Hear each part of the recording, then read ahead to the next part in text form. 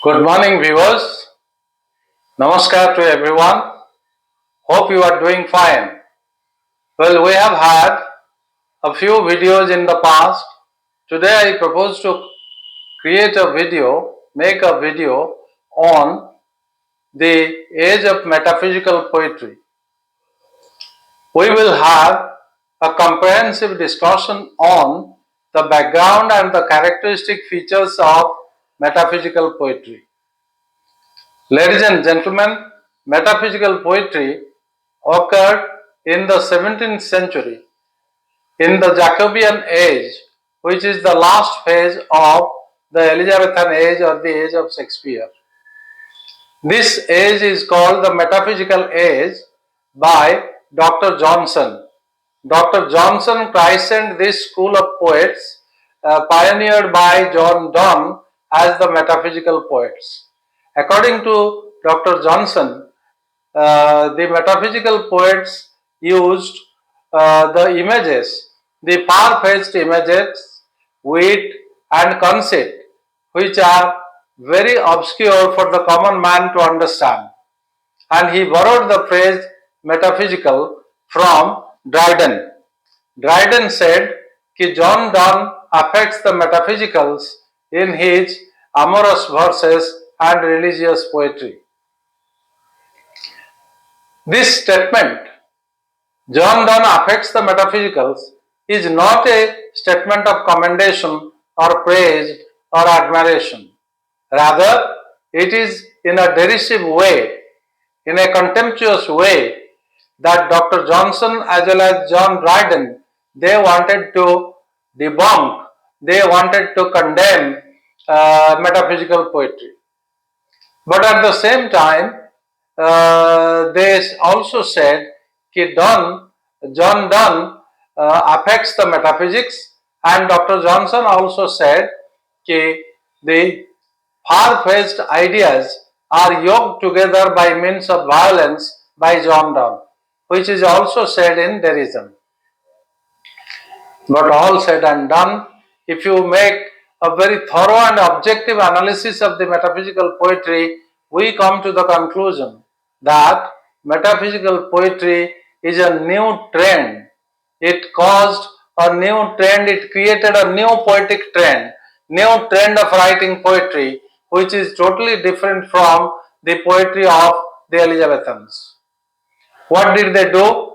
It is said, reading Spinoza, noise of the typewriter, falling in love, and the cooking smell are all diverse, disparate, discordant experiences.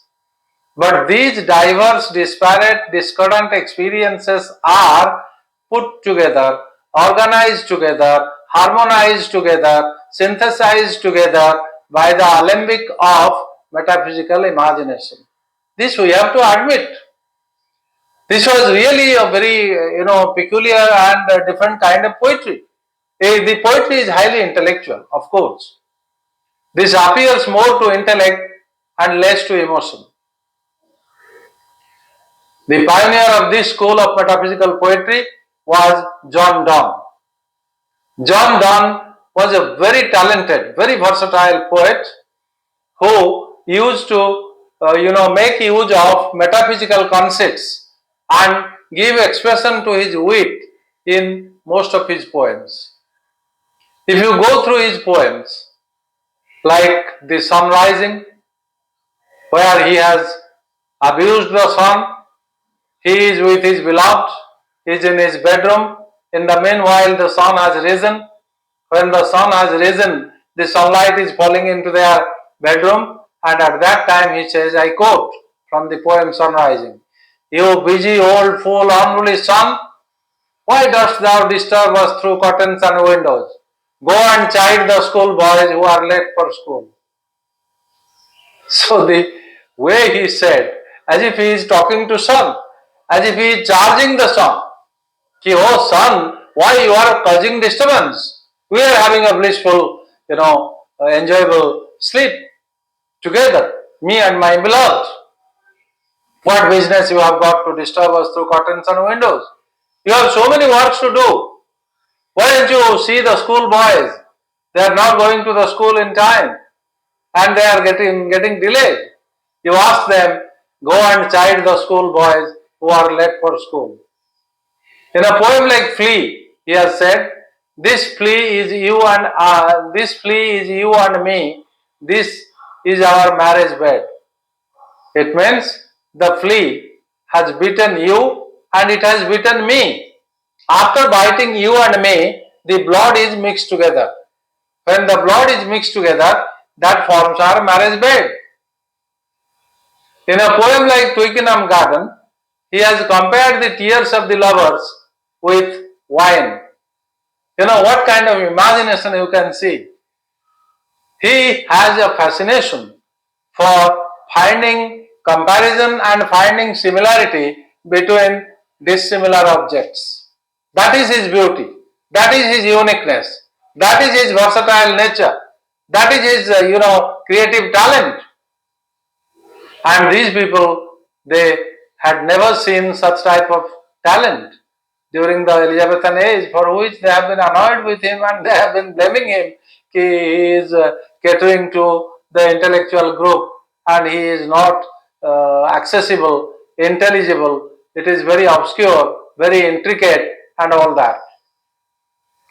So, metaphysical poetry created a new era in the field of poetry, in the domain of poetry. Elizabethan poetry was lyrical. Metaphysical poetry is also lyrical. But the difference lies in the use of language.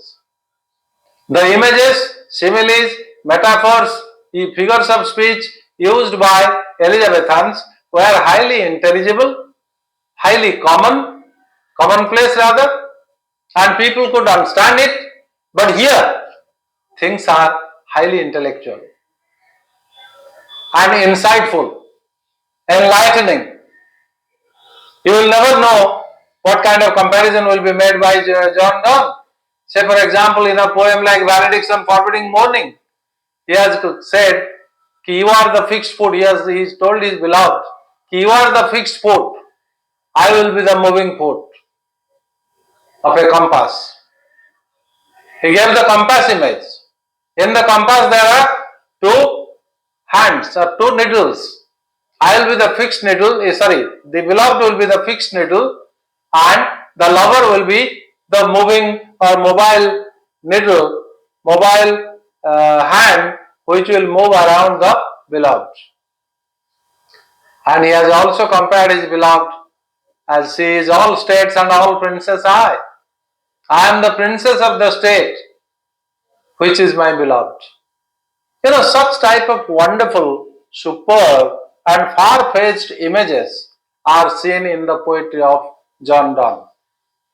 So metaphysical poetry started a new, approach to poetry, which is highly insightful, highly intellectual, and highly enlightening, for which John Donne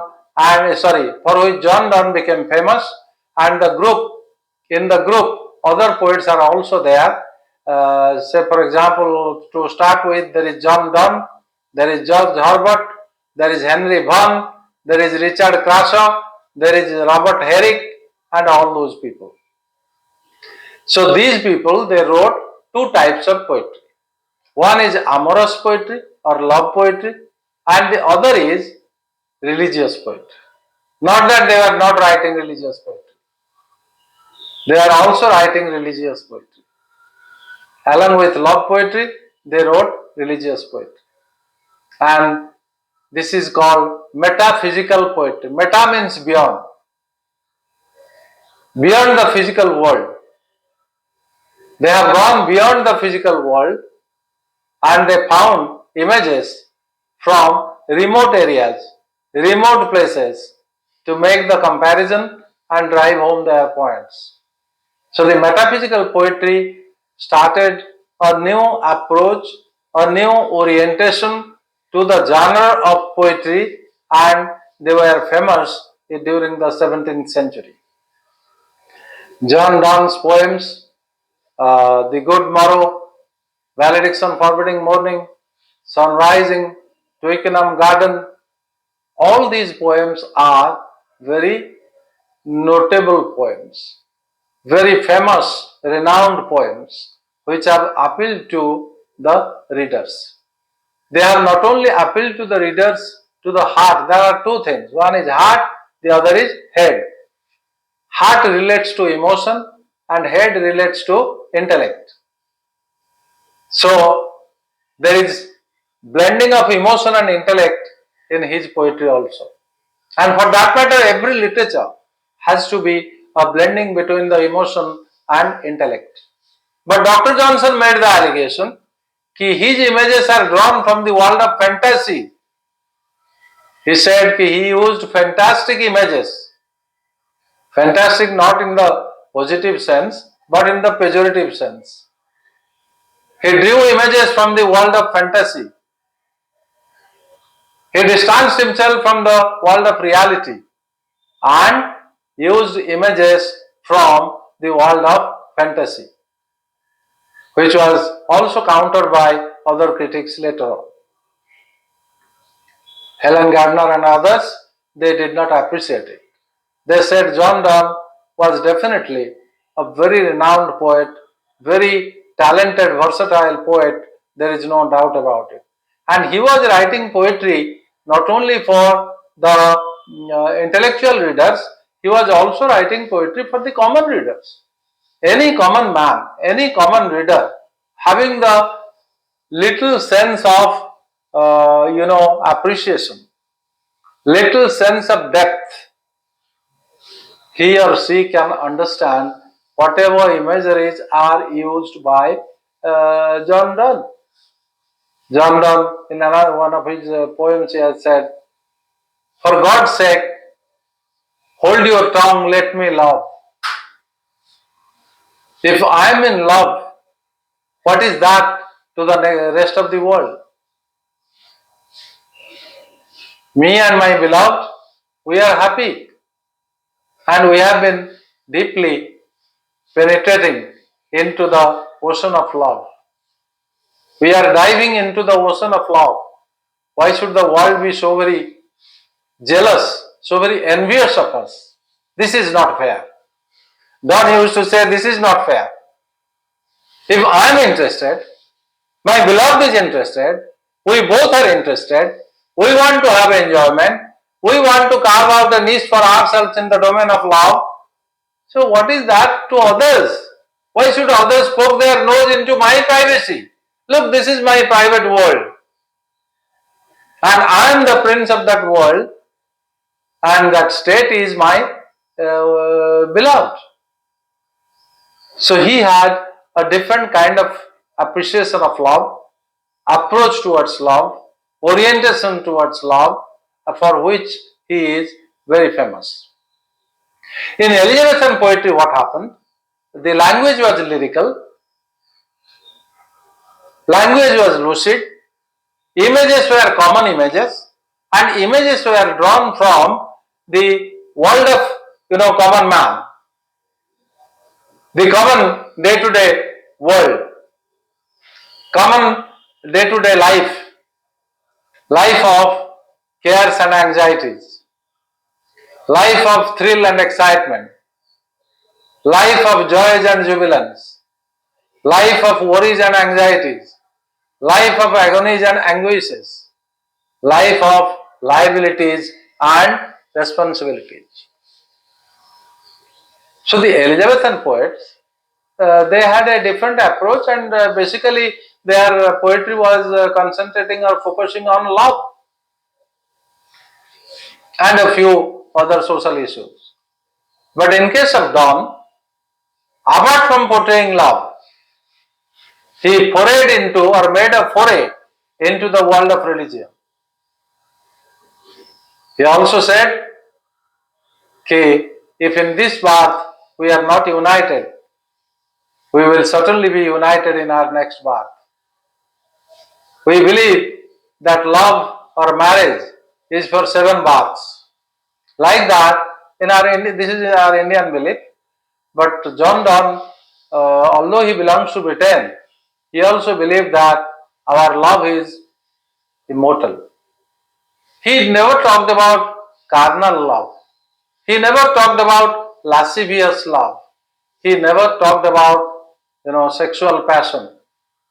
He talked about platonic love. John Donne focused on immortal love, perennial love, eternal love, enduring love, abiding love. The love which will appeal to the heart as well as to the head. And lover and beloved, they will have a very blissful experience. In his love, there is no betrayal. In his love, there is firm commitment. In his love, there is ideology, very supreme ideology. Ideology of loyalty, showing loyalty to the beloved. The beloved also in turn is reciprocal. So, in John Donne's love, you find reciprocation, we find loyalty, we find devotion, we find dedication, we find commitment. And his love is eternal love, immortal love, transcendental love, perennial love, enduring love, abiding love, platonic love.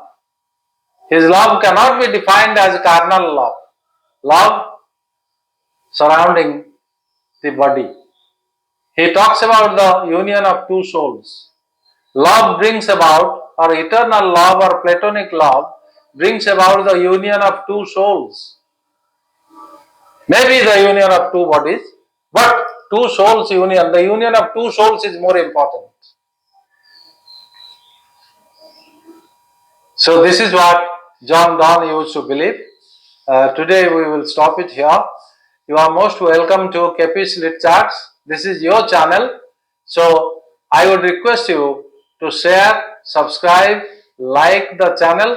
This is your channel. You watch it regularly. Videos will be uploaded regularly on various interesting subjects. I believe you will watch it and enjoy it. So before leaving, kindly subscribe, like and share the video. This is KP's Lit Charts video channel. KP's Lit Charts channel. This is your channel. This is your favorite channel. And I am Professor KP Mahapatra, Kamla Prasad Mahapatra. I will be with you regularly on various interesting subjects. Thank you very much. Jai Jagannath.